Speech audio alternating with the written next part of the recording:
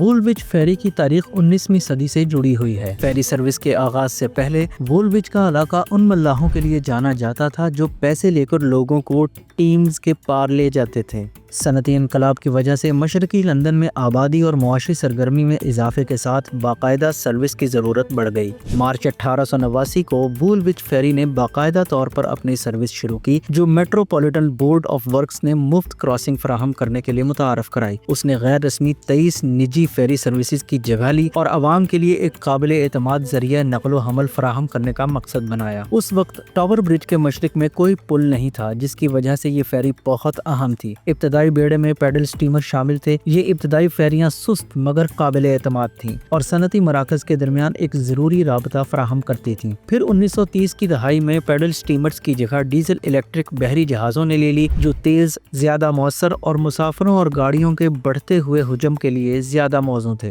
1950 میں دوسری جنگ عظیم کے بعد کے دور میں وولوچ فیری لندن کے مصروف ترین ٹرانسپورٹ روابط میں سے ایک بن گئی، کیونکہ گاڑیوں کے ٹریفک میں اضافہ ہوا اور کاروں کی ملکیت میں وسعت آئی۔ 1963 میں 3 نئے جہاز متعارف کرائے گئے، جن کے نام ارنسٹ بیون، جان برنز اور جیمز نیومین تھے۔ یہ جہاز کئی دہائیوں تک اس کراسنگ پر خدمات فراہم کرتے رہے اور اپنی پائیداری کے لیے مشہور تھے۔ سن 2000 کے اوائل میں 1960 کی دہائی کے پرانے فیری جہاز جدید تقاضوں کو پورا کرنے میں ناکام ہو رہے تھے۔ بڑھتی ہوئی ٹریفک، سخت ماحولیاتی معیارات اور بڑھتی ہوئی مرمت کی لاگت نے ان کے متبادل کو ناگزیر بنا دیا۔ جنوری 2019 میں 2 نئے ہائیبرڈ پاورڈ بحری جہاز متعارف کرائے گئے اور ان کے نام بین وولاکاٹ، جو ایک نوجوان وولوچ فیری عملے کے رکن تھے جو 2011 میں افسوسناک طور پر فوت ہو گئے، اور ڈیم ویرولن، ایک مشہور گلوکارہ جنہوں نے جنگی دور میں استقامت کی علامت بنائی۔